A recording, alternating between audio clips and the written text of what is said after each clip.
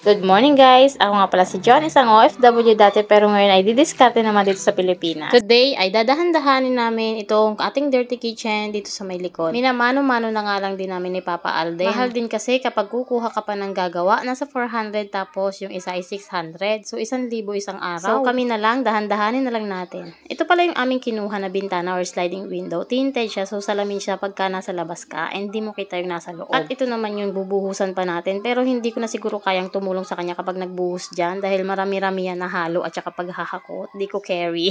Baka kukuha na kami. Ngayon kasi naglilinya pa lang siya ng mga hollow blocks para dun sa ating kanal. Yun ay daanan ng tubig ulan, ng paglalaba, doon lahat dadaan yung tubig. So kaya ko pang ganyan kasi konti lang naman ito guys. Ilang patong lang yan, 3 lang yan. Kaya ko pang maghakot ng mga hollow block ng kanyang halo. Pero kapag yung bubuhusan na, yung nakita nyo yung flooring, naku po baka hindi na natin kaya guys.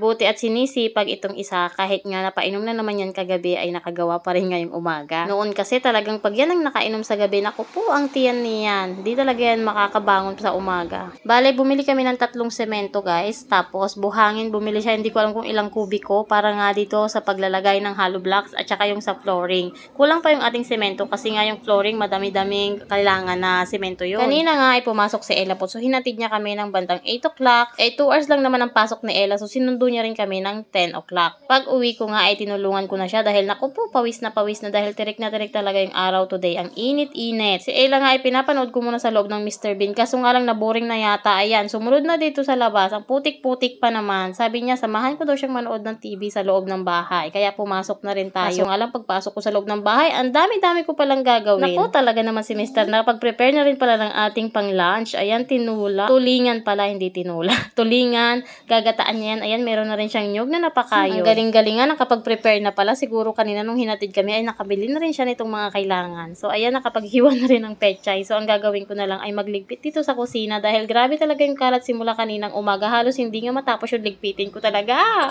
Sa umaga kasi, naku po, tamad na tamad akong bumangon ng maaga. Hindi ako makasabay kay Papa Alden na alas 5 talaga ay nakatayo na. Ay, hala, baka iba isipin nyo sa nakatayo, ha? Nasanay na talaga siya na kapag may pasok yung mga bata ay ganyan ang gising niya dahil magsasaing pa, magluluto ng ulam, magpapainit ng tubig. Samantalang ako inasanay na 7:50 ng alarm ko at 7:30 pa ako magsisimulang magkuskus ng kubeta. So bumabangon talaga ako kapag kakain na. Sasabihin ni Papa ay bangon na, kakain na. O, diba? Saan ka pa? Pag ganito Mr. Moy talaga naman, hindi pa nabababae. Ay, wala pang bisyo. Yung pag-iinom lang ay paminsan-minsan mga kapatid ko pa yung kainuman. O, diba? Pera usog, pera usog.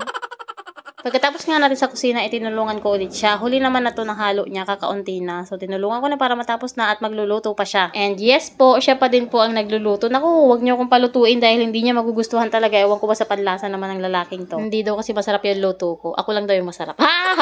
Hoy, Mi, wag ganun. Dami na namang naiingkit, oh. Niligpit ko na nga itong lamesa dahil nga malapit na dumating yung mga batuta. Pinapauwi nga namin sila. Yan, naku, nagulat ako kasi mga nagmamano pala tong mga to. Parang nakakatandang pa sa pakiramdam. So, tinry ko tong batang to kung anong gagawin. Bless nga kay mama. Yan. Yan. Yan. Sumasakit nga yung ulo ko sa kakasaway sa batang to. Gusto mo niya lagi ng candy. Ito yung mahirap kaya hindi kami nagbibili dito sa bahay. Tapos ang ginawa pa, yung mga homework niya galing sa school ng mga activity ginawa pa kanina ay pinagpupunit. Ayan, kinalat-kalat. Hindi ko na napansin sa kabisihan ko sa kusina. Naku po talaga naman. Ay pinatulog na nga namin yung bata-batuta at gagawa kami ng merienda ngayong hapon ni Papa Alden. Hindi rin naman kami makatulog. Alas 3 na kasi ng hapon. Sabi ni Ella, habang nag-voice over ako ngayon siya nga daw dapat hahalo niyan. Itulog naman na siya. Naku, punta kasi kami sa center kanina, nagpa-check up ako guys dahil nga feeling ko talaga iba yung pakiramdam ko. Ano daw? Ang sakit ng ulo ko. So low blood, parang ganun. So nagpa-check ako kanina and yes, low blood talaga ako guys. Ano? Dito ka sa gilid. Ay naku, ayan nag-voice over ako ngayon at nakita niya na magkatabi kami ni Papa Alden. Ayaw niya kasi na magtatabi kami, naiinis yan. Itulog siya, kaya ayan hindi niya to nakita. Bakit kay Papa susubo? Ganito kay Papa. Ayos lang yan.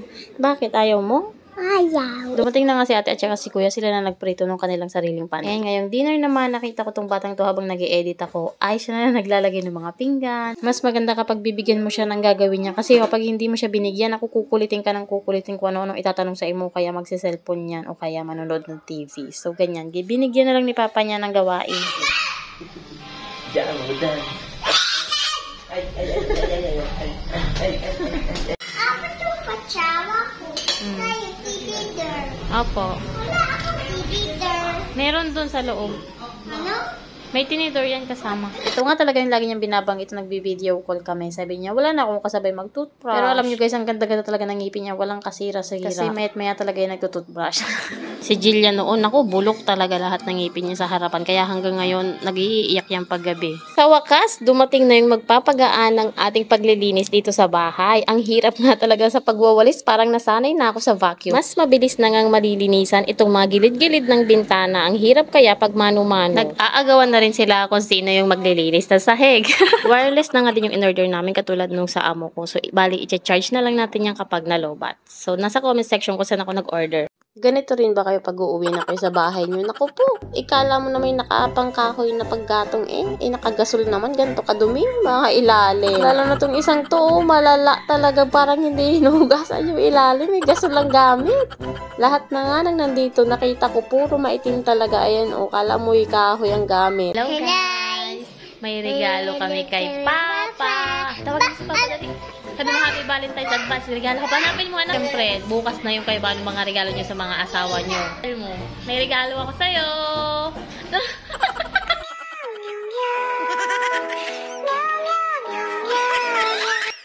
Ayan, saan? Happy. City Hardware guys, mag-canvas tayo ng tiles. Ito 184, lahat po ito ay 60 by 60. So per piece yan, medyo mura ngayon kasi dati nasa 200 pesos ang isa nito. Yung pinakita ko na yun yung tiles namin, nasa 169, dati kasi 189 ang isang peraso niyan. City Hardware ito guys, dito sa Bicol. So may mga branch naman siguro ito sa iba't ibang parte ng Pilipinas. Ayan, ganyan siya kalaki. Tingnan nyo yung pinaka main branch nila para ganito, madami kayong pagpipilian. So, ito mas mura siya, 148. Ang tatak naman nito guys ay Espanya. Huwag ko ba kung anong tatak ng una.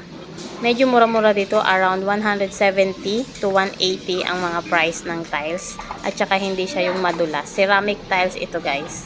News guys, meron talagang makukuha sa OWA na 20,000 na hanap buhay or livelihood program. Basta, kumpleto yung inyong mga requirements. Meron din silang seminar and etc. Sa mga nagtatanong naman, yung mga 1 year na nandito sa Pilipinas na nakauwi na na-terminate at meron kayong mga requirements na tulad ng sinabi ko, katulad ng mga termination, mga patunay, mga conversation kahit sa WhatsApp or sa Messenger na kayo ay na-terminate, na totoong na-terminate kayo, or meron kayong mga kasulatan na pagpapatunay na terminate na may pirma ni amo at pirma nyo, pwede pong mag-apply kahit 1 year na kayo dito sa Pilipinas or up to 3 years po. Pwede po kayong mag-apply kahit po hindi kayo active sa OWA. Yun yung sabi sa akin doon sa branch ng OWA dito sa Bicol. So sabi ko kahit po hindi active sa OWA is pwede bang makakuha niyan? Yes daw po. Up to 3 years daw. Basta meron kayong maipapasa ng mga requirements na hihingi nila. Magpunta na lang po kayo sa pinakamalapit na OWA para sa iba pang detalye. Naisipan ko na i-surprise si Papa Alin. Totoong surprise na ito guys. Ayan.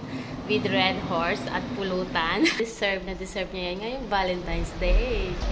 Hello! We know that we will be together because our love is strong.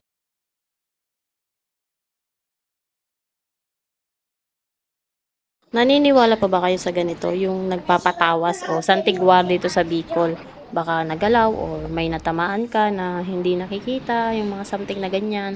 So, dito sa amin sa barangay, sa kabilang barangay, merong gaganito sa amin. Santigwar. So, baka may nadali ako kasi alam yung ano nangyari sa akin. Grabe yung sakit ng tiyan ko guys. Hindi ko talaga alam kung bakit. Okay naman yung pagkain namin or baka nanibago or sa klima or hindi ko alam. So, tinry lang naman natin. Wala namang mawawala. Tapos, sobrang nahihilo ako na to the point na pagpunta ko ng CR nung madaling araw is nahimatay talaga ako. Nawalan ako ng malay. Grabe. First time na naman na nangyari yung grabe talaga. Sobrang, as in, feeling ko last day ko na yun. Sabi ko, nagdadasal ako ng ko, Diyos ko. Parang feeling ko talaga mamamatay na ako. Wala talaga akong, hindi ko maikilos yung katawan ko. Feeling ko nga stroke siguro or what. Tapos, sobrang pabalik-balik ako sa CR. So, ayan, nagpapunta kami dito and subukan kung magiging okay yung pakiramdam natin. At dito naman sa vlog na to ay lolokohin namin si Kuya Kel. Yung binigay ko kay Papa Ale. Sabi ni Jillian, ma, bibigyan ko si Kuya nito. Kunwari, ayan. Niloloko niya. Hindi niya naman binabati.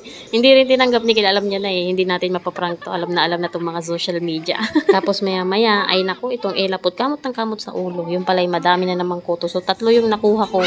Si Jillian kasi may kuto rin. So, ito rin yung isa sa mga babantayan natin.